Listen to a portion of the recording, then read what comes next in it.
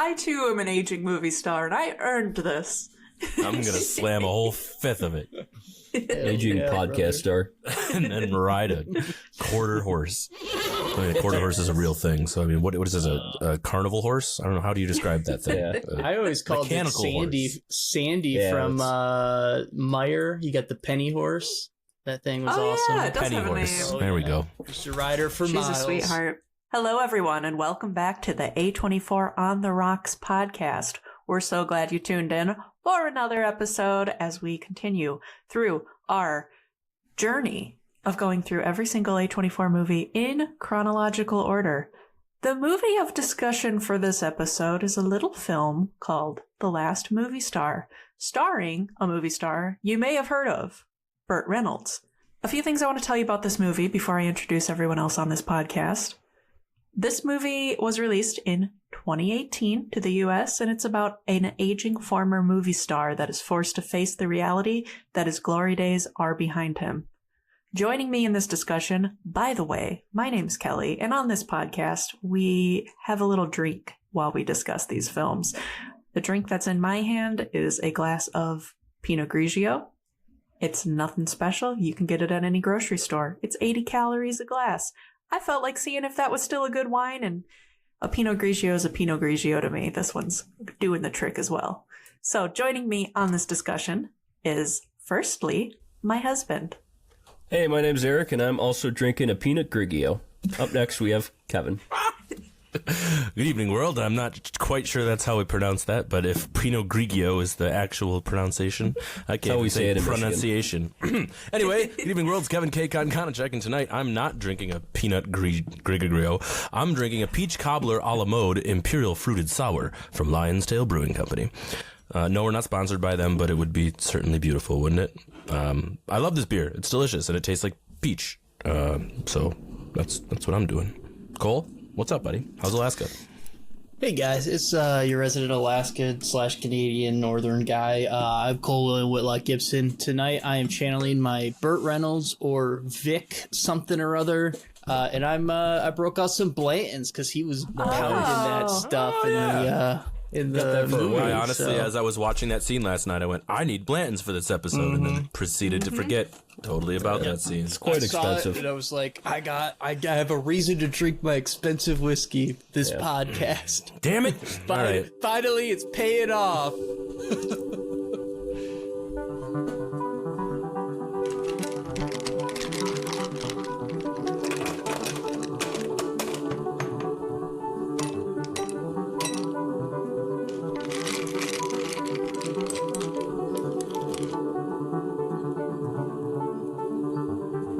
A24 on the rocks.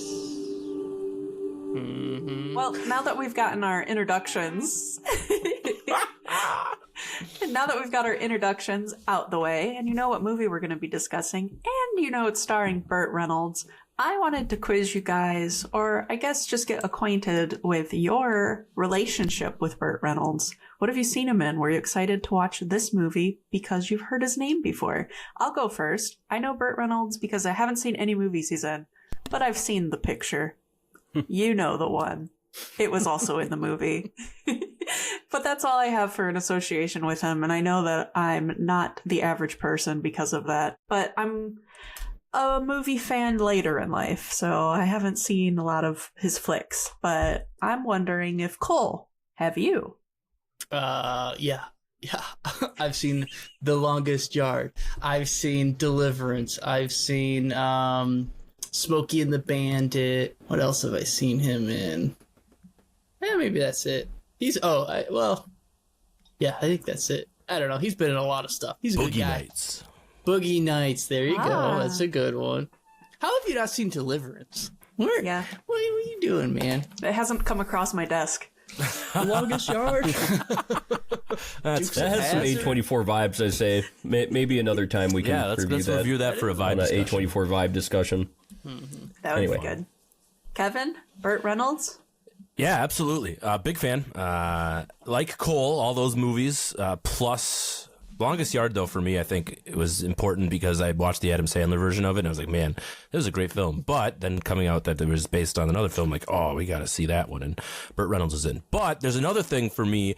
In high school, I really, really liked Celebrity Jeopardy. That was a really big thing on SNL. And the character that, what's his face? Wow, why am I spacing right now on who plays Burt Reynolds?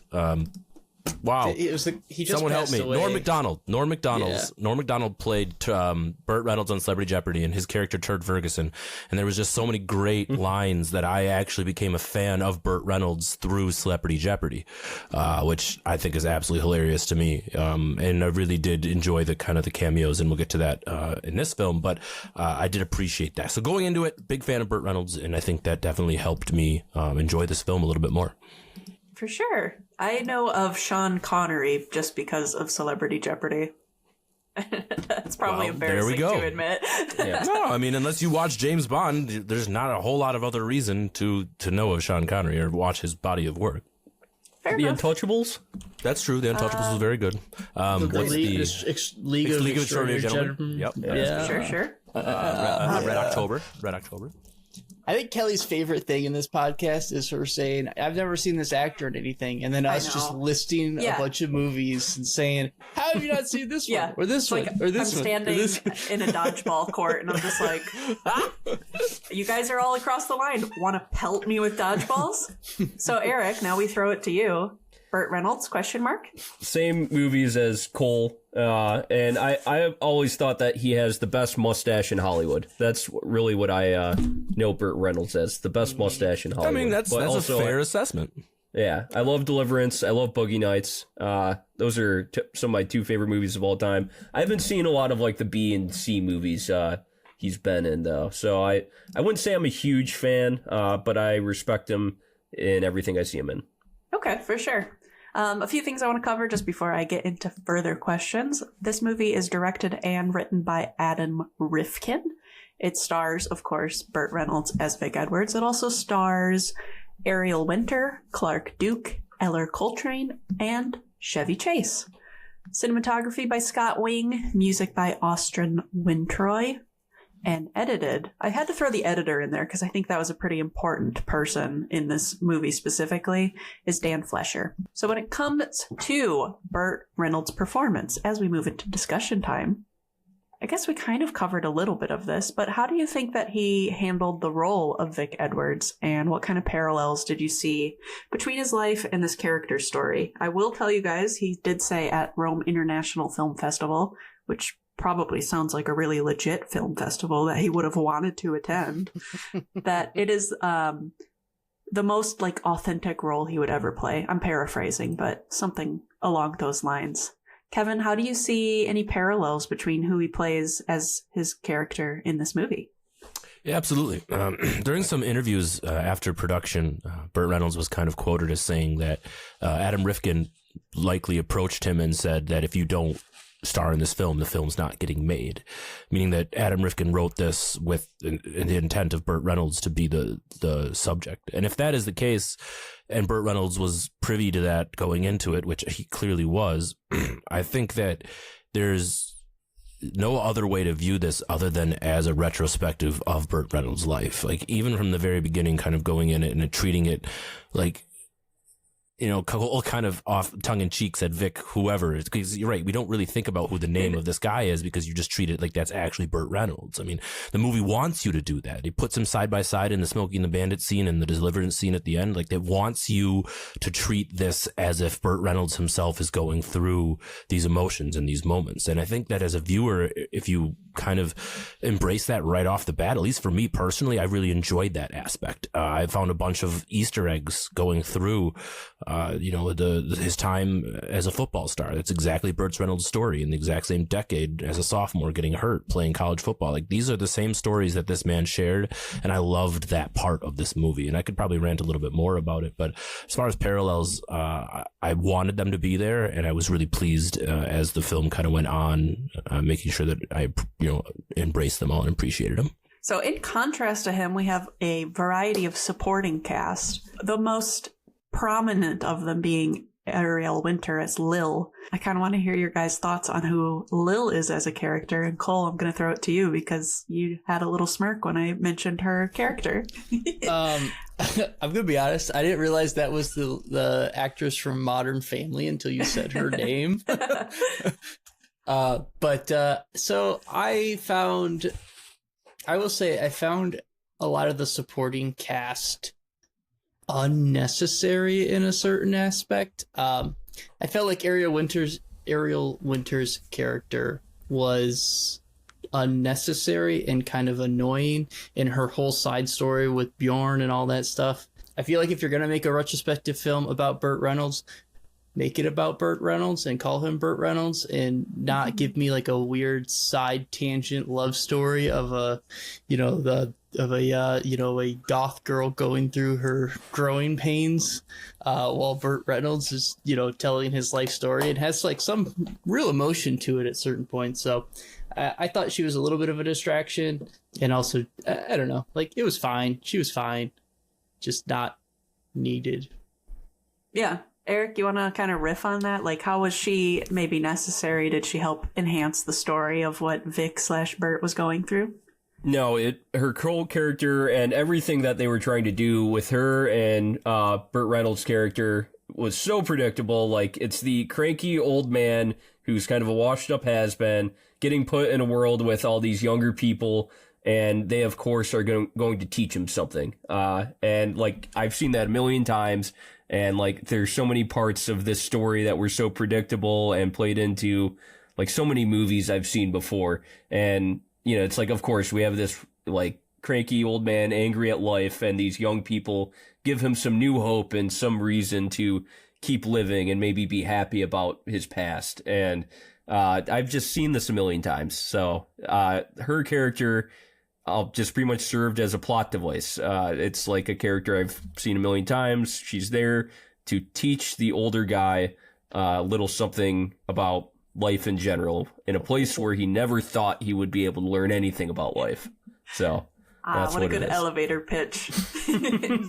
Kevin, you look like you want to say something. I do. Cole, I agree 1,000% when you called Ariel's character a distraction, because that's all, even down to her wardrobe choice. Like, why in the world we needed that crop top and booty short one outfit for the whole fucking film? I was like, this is not necessary at all. And then to take someone who's usually typecasted in that Modern Family role as like a geeky, conservative, quiet girl, and then to try to throw her into this tattooed, sleeping with bad boys, I'm a do what I want type of role, but covertly I'm into the nice guy, but I'm not gonna. It was just like Eric said, we've seen it 1,000 times, and it didn't fit particularly well with this theme and this story.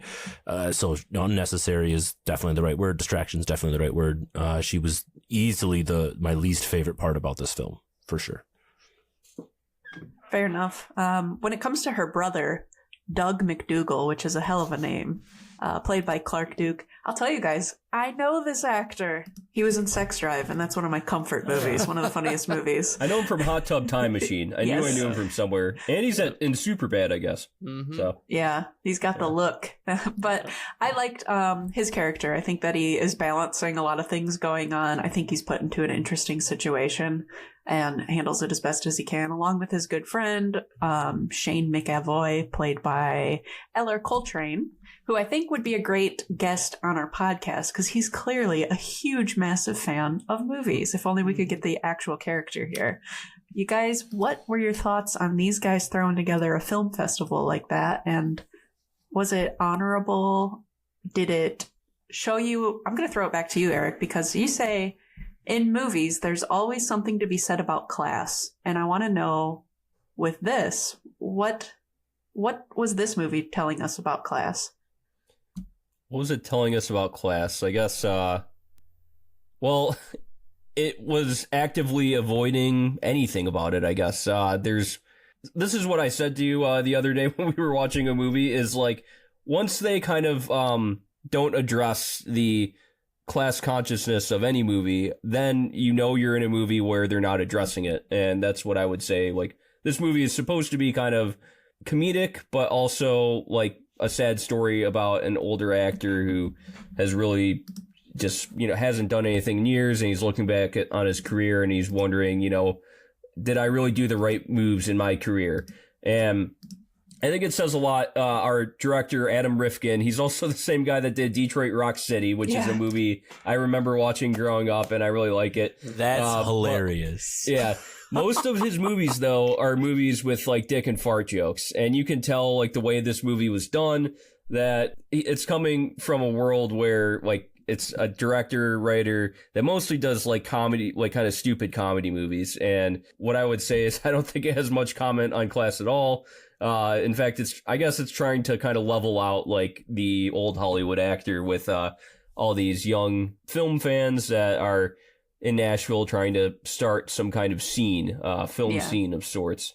It's more like an age thing than it is anything else. Yeah, I would say so. And, well, like I said, if a film, like, kind of puts you in a world and they're not addressing it, then you gotta, like, that's the world that they're in. So, I guess the only commentary I would have say is that we're talking about the International Nashville Film Festival versus the Nashville International Film, whatever. So, like, the idea that there's two separations between the film world in Nashville proper, and they do go out of their way to show you Broadway as they're coming in, where all the honky tonks are, and then they purposely drive you away to the sidebar away. Be like, nope, that's not where we're going. We're going away from the glitz and the glam and where the fancy people are. We're going to the dive bar where the nerds are appreciating. But like Eric said, the actor who's passed with time. So maybe a little bit of class commentary, but not anything overly cerebral to make it, worth much more than that comment. Yeah. I am only thinking of it because Eric put this thought into my head now. Now I'm watching movies with this kind of class consciousness lens. And it was really when Lil is like, well, he's not happy because he has to stay in this crappy hotel and drive around in my crappy car and all this stuff. And when he has the chance, he gets like the penthouse in the really nice Knoxville hotel, even though he can't afford it. But that's what credit cards are for. And like, I just felt like that had something to do with it. It's definitely a lesser theme than what this movie's really about, but I did want to touch on it. Yeah, what Eric brought up. Yeah, go ahead. I was going to say the grocery store scene also stuck out to me as kind of like someone who came from a very clearly what would have been a rich, fancy background with the gated community down to the picking out cereal, going through struggling with the shopping cart. And that, same thing. Yeah, he's very far removed from all of that kind of everyday today kind of activity. Eric did bring up kind of that this movie comes from a background of dick and fart jokes in a way, but it's also a serious drama in other ways. So I kind of want to ask, this will be for you, Cole. Did you find this mix of these comedic elements and serious drama to be effective? And were there any moments where you thought maybe the tone was a little bit off? I did not think this mix worked very well for this film. Especially, I mean, I will say the one scene that I did like was when he's riding the pony Sandy where he just gets at my yeah, exactly, where he just gets completely shit faced and talks about his old days of riding the horse and being a stuntman and all that stuff, and he wishes that he was a stuntman. So it kind of dives into the emotion, but then goes back funny. I thought that scene was probably the best application of it, but for the rest of the time, I mostly just wanted to know more about Burt Reynolds and his life and career, so to speak, and where he's been and how he feels and some of his thoughts. And I feel like they kind of diluted that with some of the jokes that were kind of thrown in and some of the side content, so to speak, that just didn't add to the movie at all and just kind of took away from it. Mm-hmm. One scene that just drove me crazy was that I laughed at, but even though it wasn't funny, was when all the three the three dudes who are all friends who did the film festival are all sitting around as they're scrolling through her Instagram of her with Burt Reynolds, and they're like, "This is so amazing." They're like high-fiving and stuff. Like, it's so awkward. She's having such a good time with him. We're gonna, our film festival's gonna be great. And it's just her close face Burt Reynolds photos in a hotel room, and I'm like, how is this, like, if I was those guys, I'd be like, we're driving to Knoxville. We're going to go get this guy. We're going to go hang out with Burt Reynolds. They just added that scene in there because they needed to remind people that these guys were still in the film. They spent so much time in Knoxville. They're like, all right, we need to add this scene in here to remind people that they're real people that are characters in this film. I laughed at that with Eric because the three of those guys are sitting in the exact same spots. The bar is lit the same way. And it's like these pictures are posted throughout like some amount of time. And it gives the impression that they never moved. They've sat there in the same exact positions, just like scrolling Instagram and laughing with each other. Instead of watching the movies for their film festival. Right, when the other weekend. To go join them.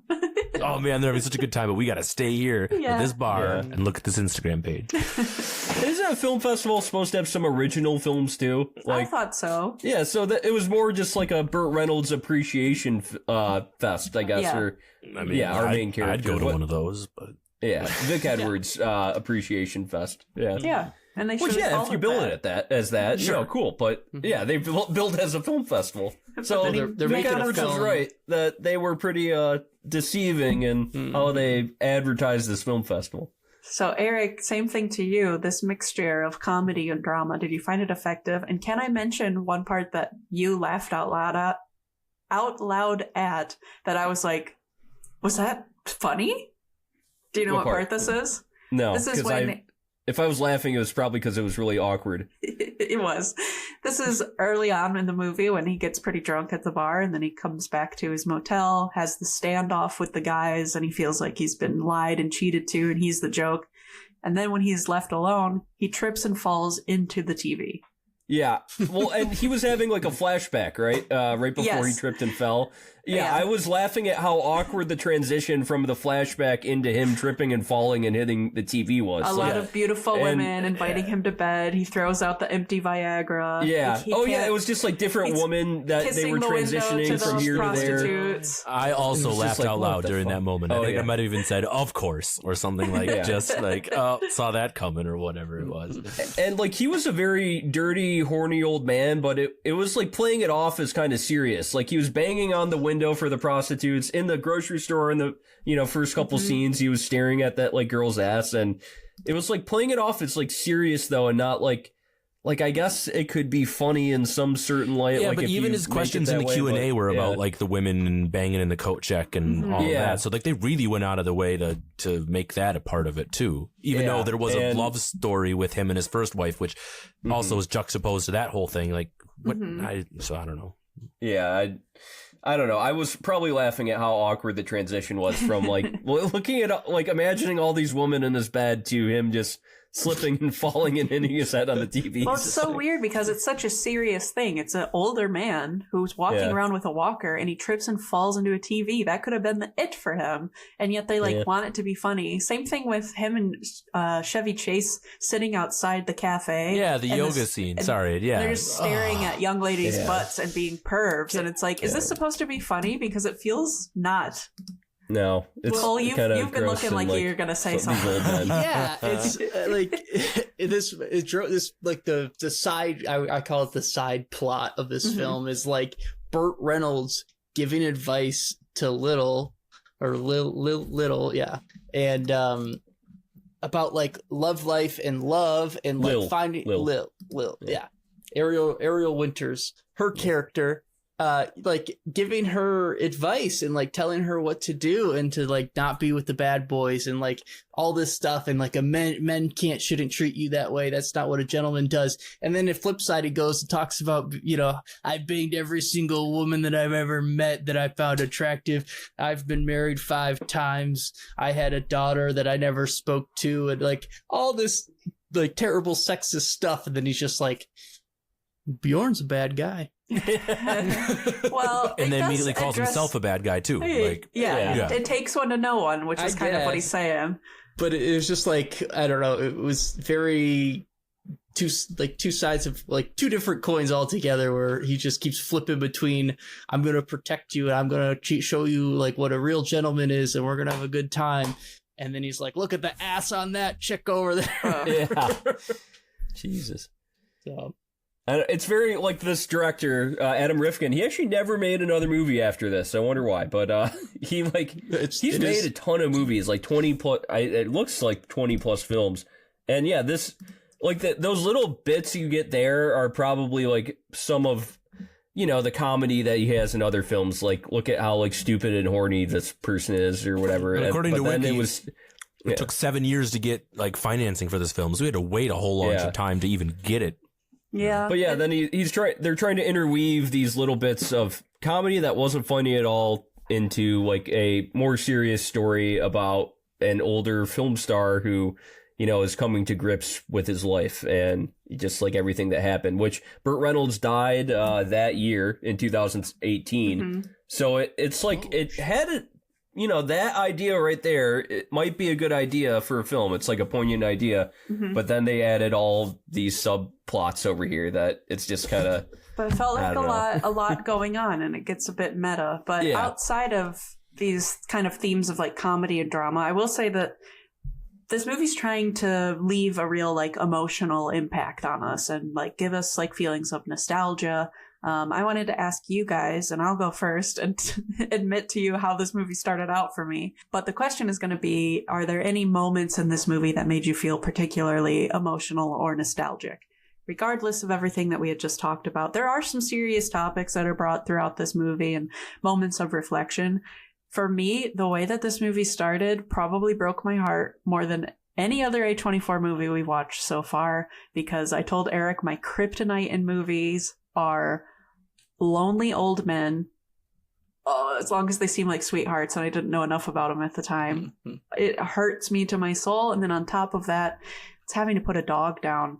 Oh my gosh, and to stack them both on top of each other, I was crying right away, and I was like, I don't know about this, but then the rest of the movie did not carry that same impact. I'll say the other part of this movie that I liked was this like father-daughter talk that they have when they're driving to Knoxville, where she's like finally like opening up to him and just like blurting out all of the issues that she's dealing with. This is Lil, and all the different medications that she's trying. And you can tell he just has no idea how to relate to any of this kind of situation. He's like asleep for half of it too, right? Yeah, and like the dozing off. But I liked that opening up period in the car. I like those two moments of it. The way that this movie opened was really emotional. But I want to throw it to you guys. Are there any moments or scenes in this movie that you think the emotional impact really did kind of hit home for you? Kevin, I'm going to throw it to you. Yeah, absolutely.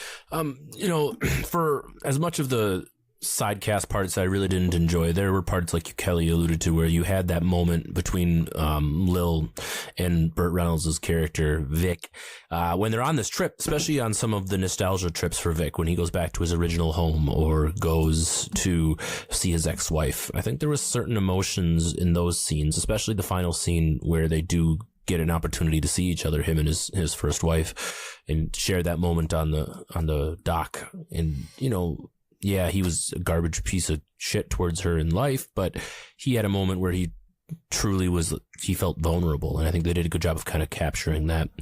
I wasn't sure kind of going into it whether or not he was going to make anything out of that trip, but it certainly, they did a good job, I think, for me capturing that. I also really enjoyed the football scene. I thought that it was shot really well when you go into that huge empty vacant stadium and just have that wide casting spinning shot as it's going around. And I can just imagine all of the people in that stadium screaming and just being part of that, and just how big of a deal college football is in the South. And I think they did a really good job of kind of capturing those moments where it was just Vic and the camera and what, kind of I alluded to in that bit of a rant when I talked about the comparisons between him and Burt Reynolds and how I thought that was really well done. Those moments were the most emotional for me, not involving anybody else. They could have gotten rid of everybody else in the movie, and those scenes would have been the best scenes for me. Mm-hmm. Eric, any moments for you that you want to talk about? The dog dying was sad for sure. But I just don't have enough emotional connection to Burt Reynolds to really look back at all these old film scenes with him in it, and to imagine him in his quote unquote heyday, and really look back with this great nostalgia on his career, and seeing this old actor that knows he's going to die soon, seeing him look back on his career. If this was Robert Pattinson or something, and this movie was made 40, 50 years from now, maybe I could look at it and be like, oh yeah, I remember watching The Lighthouse in theaters and seeing that scene, and I might have some like emotional that might have some emotional impact on me. But since I'm not this big like Burt Reynolds super fan, it doesn't have as much emotional impact on me. And even like the scenes where he was talking about his first wife and everything, I'm just like, I don't know, I'm just not connected to this character enough. And yeah, she had Alzheimer's, and he's still took her out of the hospital and kissed her, and that was weird. So yeah, I don't know, just every scene that might have had a little emotional impact with me probably took me away from it pretty quickly. Yeah, I like that you kind of mentioned if it was an actor that maybe we grew up with and saw in a bunch of movies, maybe we would be like kind of more the target audience for this. Yeah. I don't know who the target audience is for sure, but you saying that made me kind of reflect on that myself. Cole, I want to give you a chance to say if there were any scenes that like maybe touched you. For probe 1, please remove your food from heat. To answer your question, Kelly, no. There was not. What was that? Remove your food from heat. Yeah, I'm smoking some rack of lamb right now, and as we're podcasting. I have a smart thermometer. It takes like 12 hours, right? So do you have to go? Wait, can we? No, I don't have to go. Okay. It is set to I set it to warm, so it'll just keep it warm when we're talking and stuff like that. So it's no big deal. So I don't know if I was thinking about this, where I don't know if my thought about touching moments or emotional type things were desensitized, because I had been watching Baby Reindeer, which super, super strong emotions in that show. This one, I watched it and I was like, man, I don't feel like nothing. Besides that opening scene with the dog and stuff, where, obviously he has put so much money, time, and effort into trying to save something that he loves, and he ends up losing it. Like, that's always heartbreaking to see a dog pass away in a film, because they're always, they're pure innocent. A dog can't do anything wrong except for your Cujo. So yeah, everything else kind of just got diluted and didn't feel real or feel super genuine, with just some of the weird, the side jokes and the yoga scenes and the dirty old man type stuff. And you like throw that in with him going to meet his like dementia, like his first wife that has dementia, and she's like stares longingly at him, and then just says, "Who are you?" after he gives his long monologue. And it's like, am I supposed to laugh or feel bad? Like, I don't know what I'm supposed to do at this point. And I don't know. Yeah, it's a lot of forced emotional moments, and it, like we said, it was so like predictable, every like plot point in here, and it just felt so forced. Mm-hmm. So I even felt it for like, there's a character who's like a up and coming movies like producer maker himself, who's trying to film this whole experience of Vic Edwards coming to town for the film festival, and then it's Vic Edwards himself who throws the camera off the balcony. And I was like, oh, that poor guy. And then they immediately like dilute what could have been like an impact by saying like, well, yeah, it's just the school. So yeah, it's like, why even include that? Was I supposed to laugh? Was I supposed to feel something? Yeah, I felt bad for that guy, legitimately. And yeah, he was just so excited, Yeah. Mm-hmm. And then we don't even come back to that character till later. It was weird. Like they were giving him redeeming qualities and total asshole qualities, like almost equally. And you were kind of left to decide: is this supposed to be Burt Reynolds or Vic? What's his face? Edwards. Yeah. Right. What do you think the reasoning is for like having it be like? Is this an example of it being like meta? It's like this really weird thing. Like, why not just make it Burt Reynolds' life story? Yeah, movie? no, I think when you said meta earlier in the episode, I was like, that's exactly what this is, because you're left nothing but breaking down this character, and it's literally his story. I mean, Burt Reynolds famously turned down Han Solo and another big action. I don't remember what it was, but so this really did feel like it was following directly him. And earlier you also asked like who was the audience that this was written for, and it's Adam Rifkin. That's the answer. It's Adam Rifkin. He's writing it for himself. He wants it because he must have really enjoyed Burt Reynolds. He's, 57 years old. It's probably, enjoyed a big part of his filmography and is like, oh, I got money. I'm going to go ahead and do it. That's my 2 cents anyway. Yeah, Cole. Yeah, so you say that it took 7 years to get funding. So they had 7 years to, I guess, get the rights to Burt Reynolds' name, but they got Burt Reynolds, they get the money, they're able to take like clips from his actual films like Deliverance and Smokey and the Bandit and all this stuff, but yet you don't call it Burt Reynolds. You don't call him by his name. You use all of his film and stuff like that, and it drove me crazy. And then there's even scenes where they have Burt Reynolds' name in the movie. Yeah. When, they're like Googling him. And talking about Clint Eastwood and like Robert De Niro and using their name constantly as like the rationale for why he even goes to this film festival. But he's not Burt Reynolds. He's this other guy. He's like, what? And Chevy Chase isn't Chevy Chase. He's Sonny. Yeah. It's so frustrating. I have no reason why. I cannot think why. I honestly, when this movie started and they called him Vic, I was like, is that Burt Reynolds' real name? And I've just always thought it was his stage name. Looked it up. No, it's not. I just fell for the stupid Google trap, I guess. And maybe Marty, whatever his name is, also a made up name, right? So it's just that. That drove me absolutely crazy, especially when they started cutting in his actual films with him actually talking to his actual version of Burt Reynolds from other actual movies. I was just like, you can't do this and then say it's not Burt Reynolds. It doesn't seem to be like an issue of permissions because you have the actual guy right there. So why do it that way?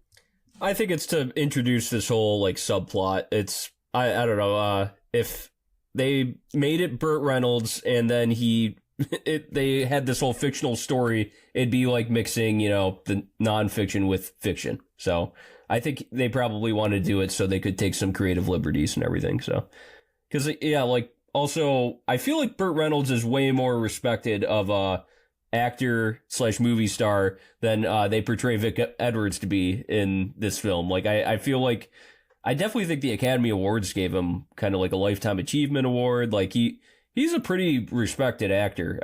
But before he died and now, like he's been in some huge films. So he's been in a lot of films, that's for sure. But like, he's a respected actor who I don't think falls into this kind of like B/C level movie star area, So I want to talk about the cinematography for a minute. I felt like the cinematography, well, first I want to ask, have all of you guys been to Nashville and Knoxville? I lived in Knoxville for almost a year. I was in Nashville just a couple weeks ago, actually. Listeners. We went together, and also I've been to Nashville for a bachelor party. Yep. Do you think, I personally think that Knoxville is a good place to like have a nostalgic feeling. Knoxville's great. I love Knoxville. It would have been a cool way to do it is if he just went back to his hometown and you just don't introduce this whole subplot of the film festival.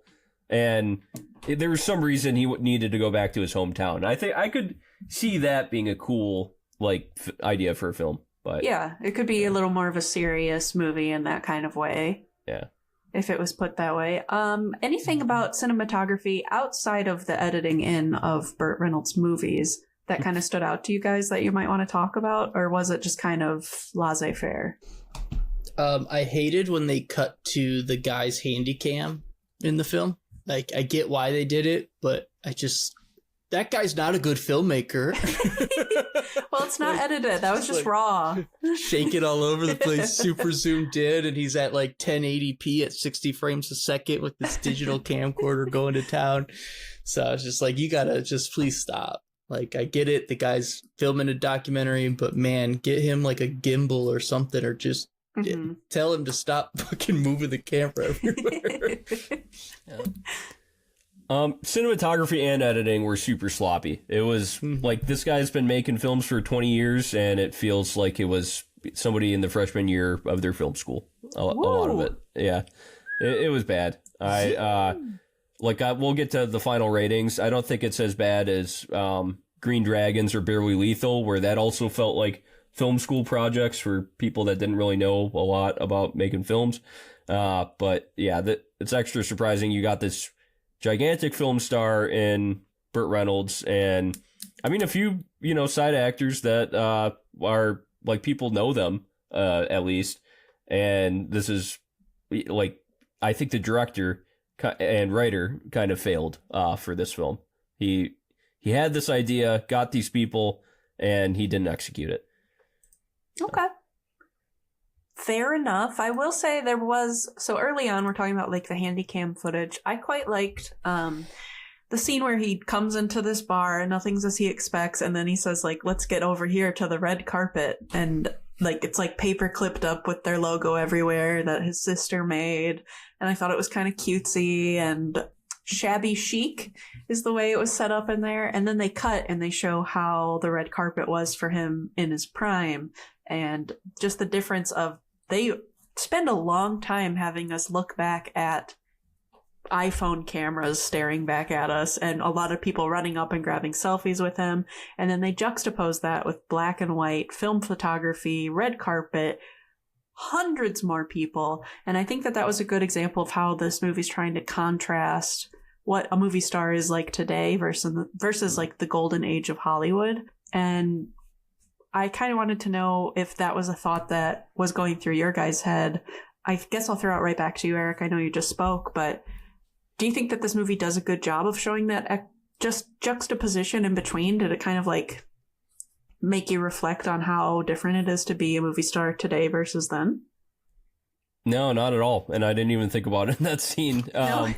Yeah, I mean, like, I just thought when everybody had their phones out, like, oh, yeah, that is, what it would be like if a kind of big movie star came to a small bar in the middle of Nashville, but that's a very interesting thought and something that, like, they should have delved more into. And, like, the difference between how paparazzi, like, we reviewed Black Mirror last year, and they had a whole episode on just kind of like that mid-aughts paparazzi and how invasive they were with the invention of the internet. And I think like it's only gotten worse. Like it's so much easier to like spread news now, like fake news too, like false news. It's so much easier to do that nowadays, and to the point where like X, formerly Twitter or whatever, like you can have somebody with a check mark on their profile and they can be saying something completely false and like a lie and spreading a horrible rumor, and everybody thinks it's true because there's nothing there to verify it. So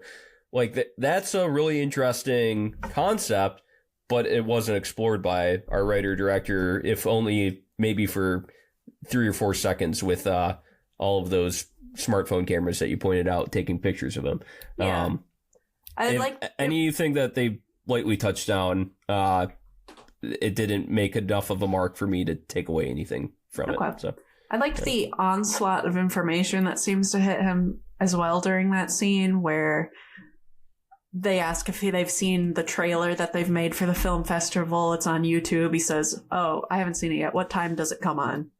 Yeah. So even like that kind of like gap, and then as well as the social media manager giving a big diatribe, like just exploding, like, follow me here, follow me there, my name's different on here, any pictures you take, use this hashtag.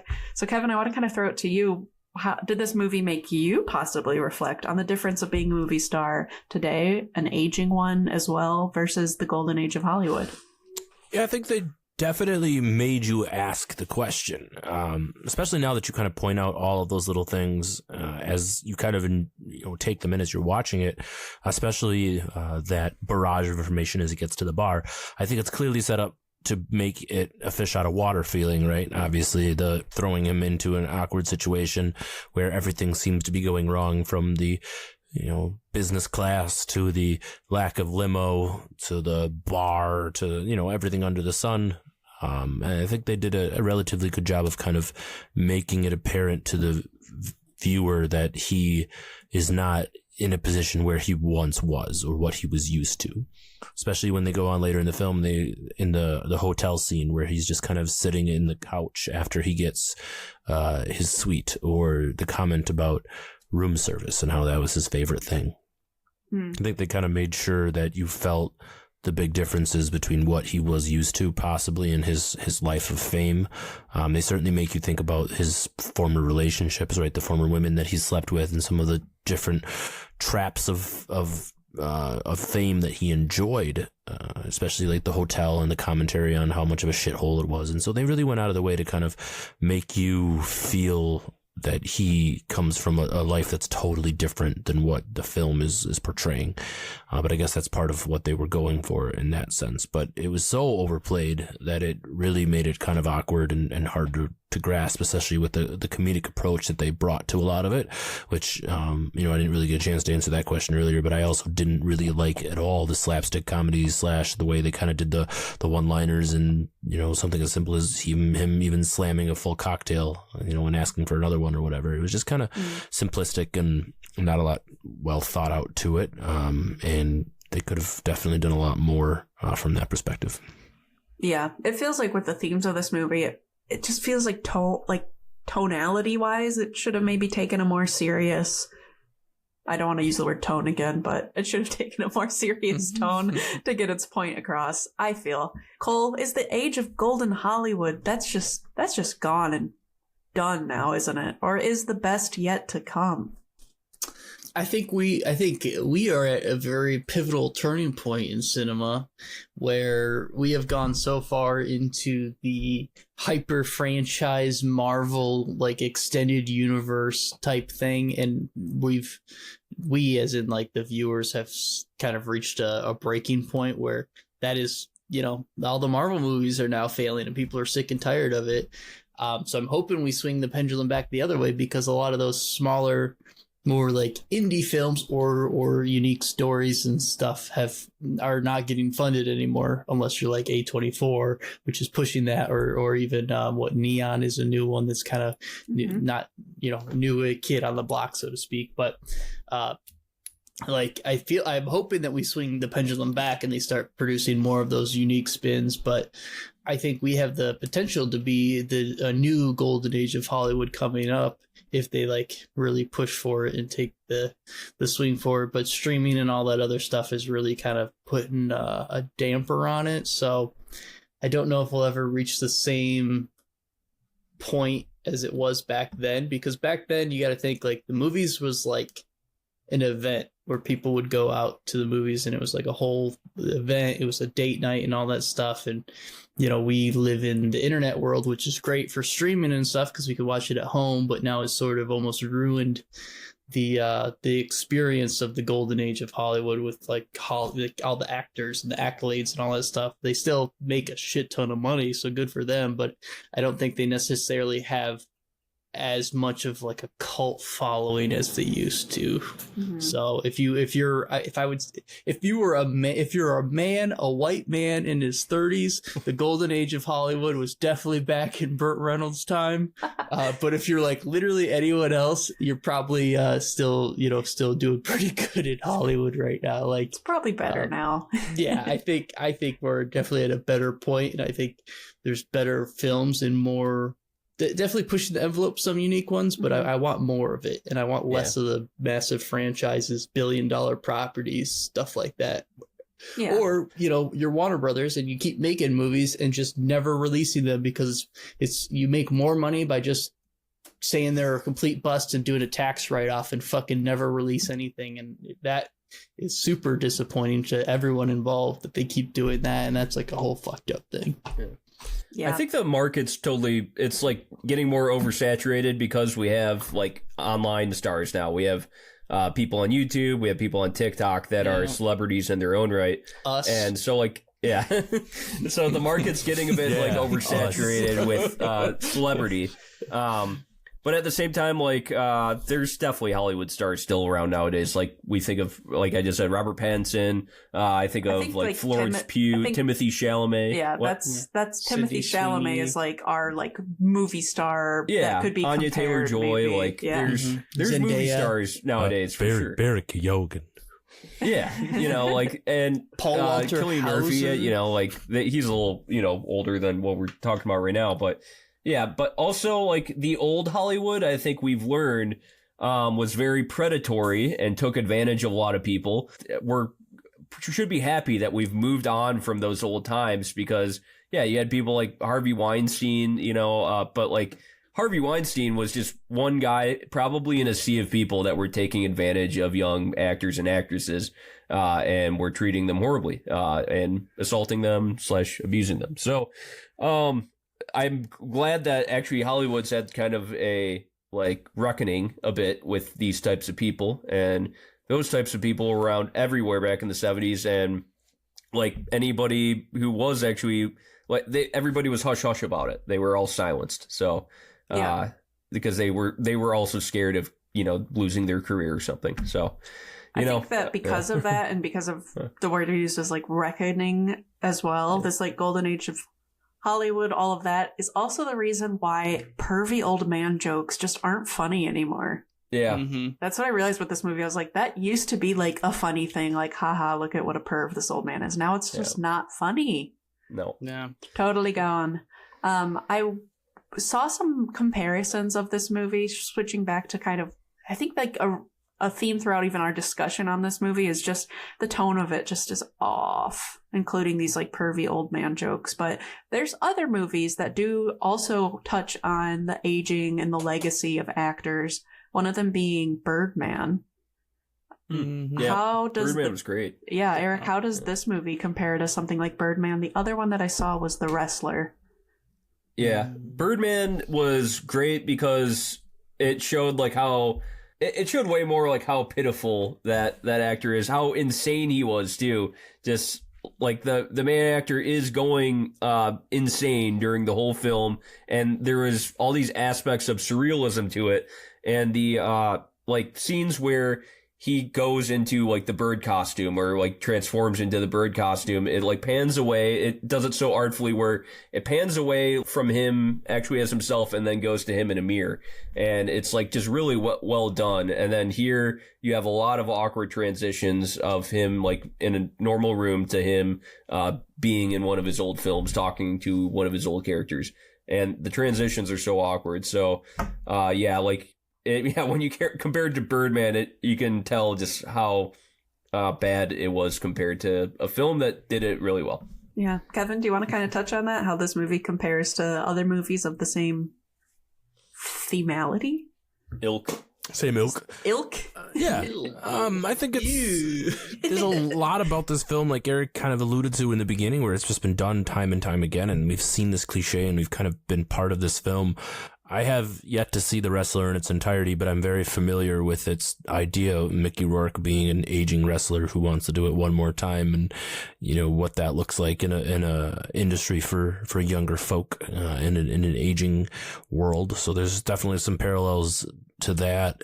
And when I watched Birdman when it first came out, and that was before I even cared about movies, I remember being really impressed about it and being like, that was unique in its own right. It didn't really matter if it was using kind of that cliched story in that retrospect. It was something relevant that I could kind of grasp, and I really enjoyed it. And I want to go watch it again now after you kind of brought this up, because that film was really good, and this one really wasn't that good. But the ideas were still similar. I think we kind of go back to the idea of who this was written for and kind of why the themes exist the way they do, and I guess that confusion and whether you're trying to say something bigger about the traps of fame and Hollywood, or if you're trying to do a tribute to Burt, you might want to pick one or the other.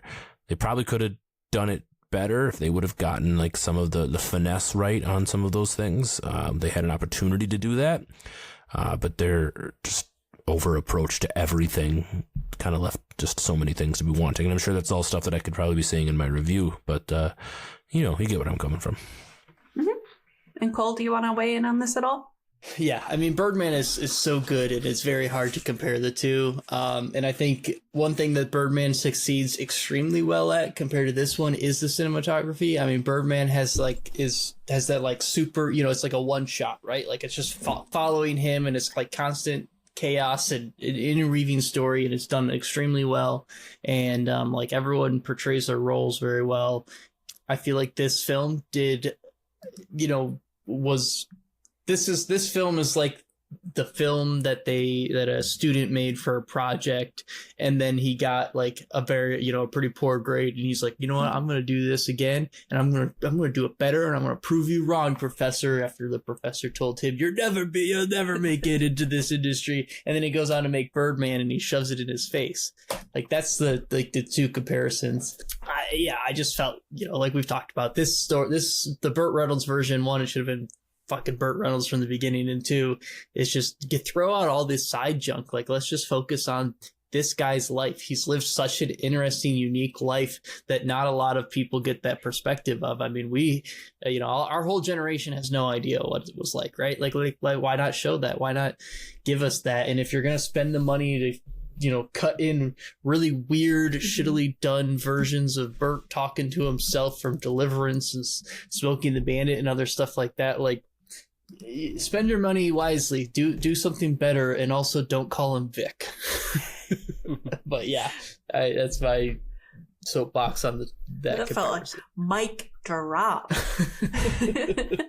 I'm going to give you guys an opportunity if there's anything else that you just kind of want to discuss as we are starting to wrap up on our time that I didn't bring up. I do want to have my own Cole soapbox for a minute, where there was something technical in this movie that really irked me that I wanted to talk about. And that's when Lil's taking a bath with the smart TV, where she's able to use this remote on Google. And it's just a standard remote with a cursor on the screen that she can type his name into. She's got some like jailbroken Android TV shit going on to be able to do that. I was like, well, how? This never works. Not at all. And also when they're scrolling Instagram, pictures would be one, you can't do multiple photos on that version of Instagram. That's an older version of the app. And two, they're scrolling up and down within the same post instead of side to side. So another irksome moment, but not nearly as bad as that smart TV moment. That was wild. I don't think you can get Instagram on a smart TV either. No, right? you can't get Google on a smart TV. You can't get Google. You can't have a cursor on your screen. Yeah, I like a Wiimote. Yeah, and I love how perfect it moves. It's just like click, and I'm like, if someone's holding it, it's like fucking going like this until they zero in on it. Some random new technology they just threw in there. And the sound effects, I hate most sound effects of like when they do like technology type stuff, like that. But that smart TV where it's just like boop, boop, boop, boop, boop, boop, boop, boop, and I'm like, come on, no one wants that. Too funny. Anything else that you guys just want to like touch on as like group discussion, and otherwise I will move it into final reviews. No, not really. No, I didn't even mention music because I was trying to reflect on it, and I watched the movie 2 days ago, and I can't say there was anything that really stood out to me. Yeah, Willie Nelson had the credits. That was the first song. Yes. Willie Nelson. Yep. That's about it, though. There's a little country here and there, but yeah, I mean with the Nashville theme, but right, there was nothing else that stuck out. Yep, 2 moments of note. Didn't really enhance anything. Kind of forgettable, unfortunately. Okay, so we're gonna move into reviews. If this is your first time listening, congratulations! What an interesting episode to choose. If it's not, I'm still gonna re-explain how we review things. Movies get rated on an A to F24 scale. Isn't that adorable? Including E, and that's it. So, with that in mind, any volunteers? Can I get a witness? Yeah, I'll go. I'll fucking go. Let's go. If you can't tell, I was not a fan of this film.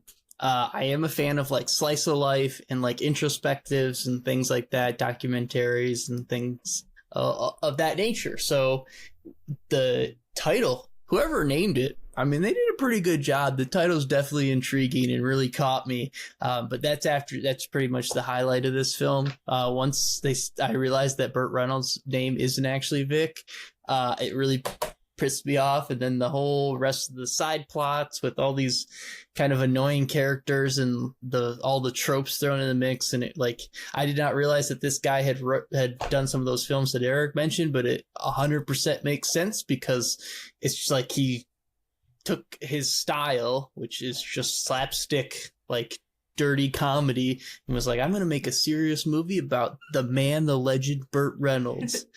and it did not work at all. I really wish it did, because I feel like Burt Reynolds deserves better, especially since he did pass away shortly after, so that like kind of adds some bummer to it.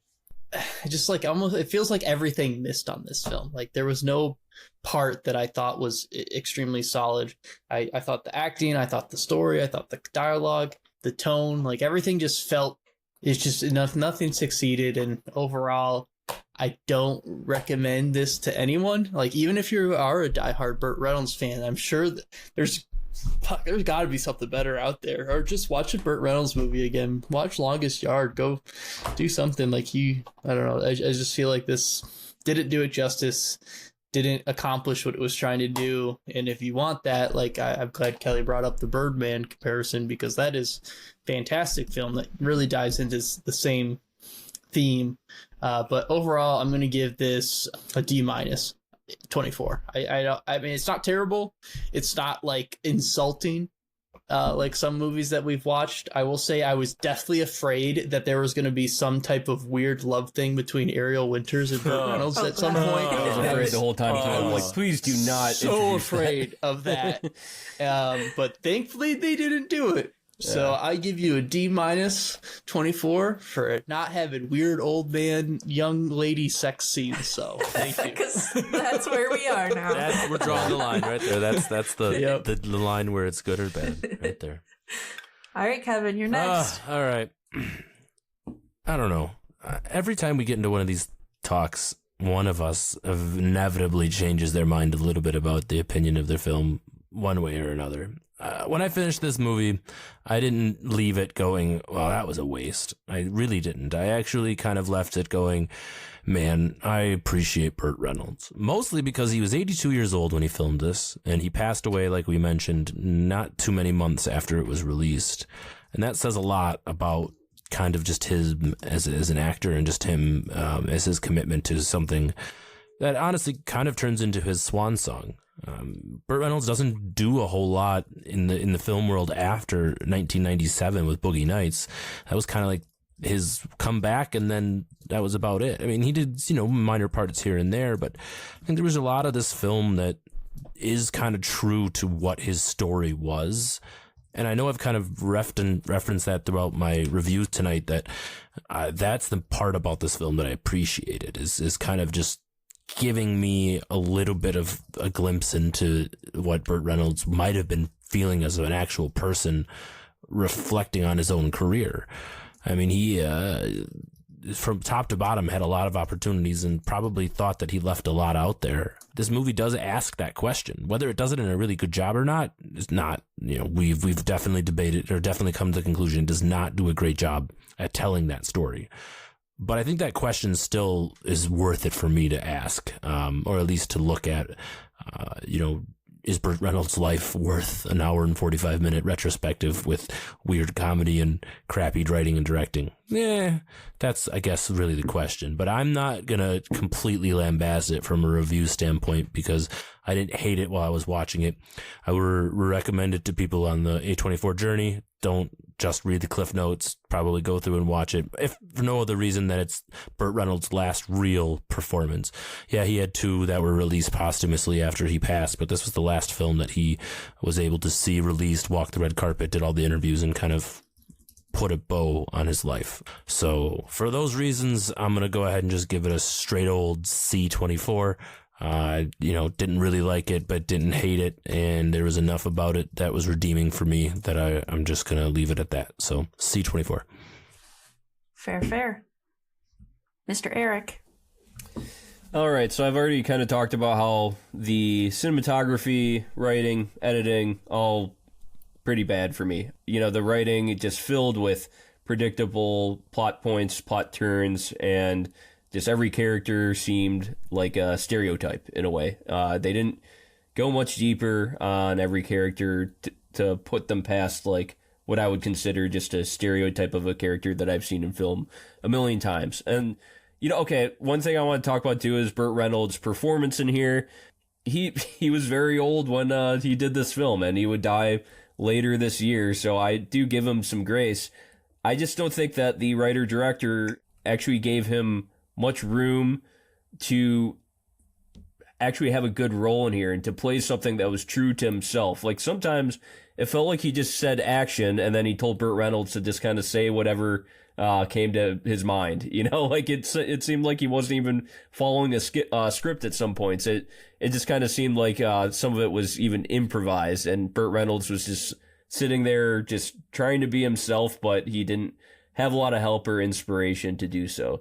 So it kind of almost annoys me that, you know, they took this great, like, lauded movie star and attempted this film, and it came up so flat. You know, they got this guy that was so respected in Hollywood, and this could have been like his big final like film and ode to Hollywood, and it really fell flat. And you know, it only made $14,000 in the box office, so that tells you how much people didn't really care about it. So that even makes me sad a little bit. So I'm going to give it an E24, which is, I think, the same I gave Charles Swan,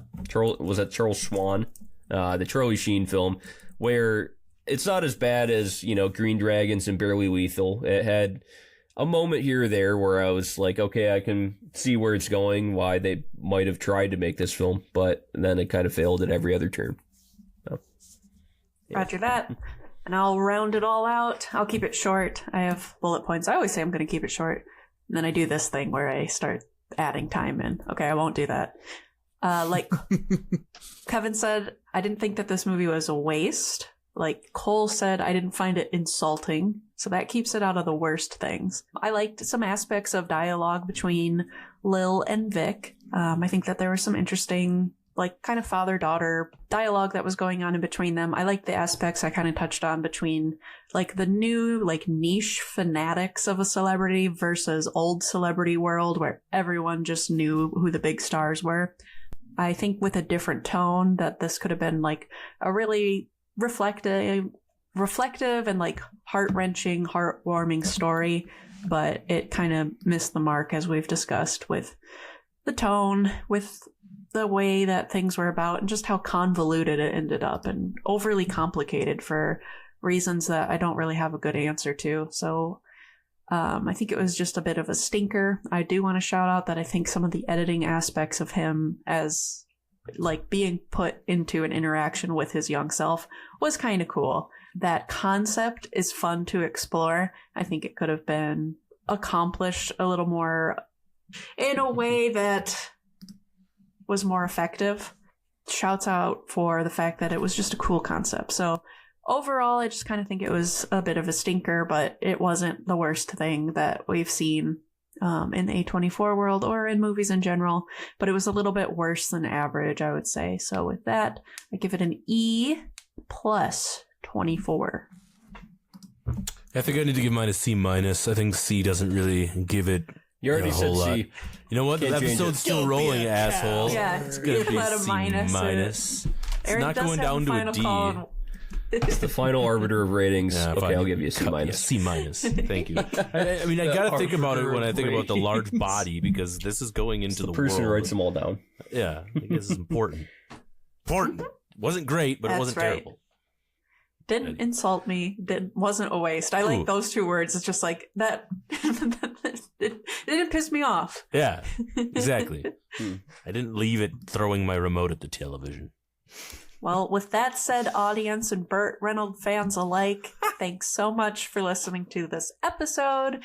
We hope you had a great time while you were driving, or laying in your bed, or working out, or whatever else it is you do while you listen to podcasts.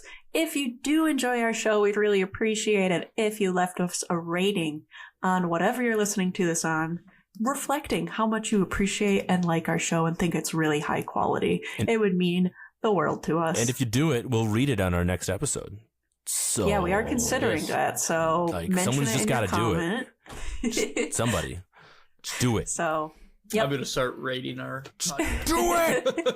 Shia LaBeouf. Do it! So yet another thank you, and have a great day or night, whichever one you are experiencing on your side of the world. Bye! Bye-bye! Adios.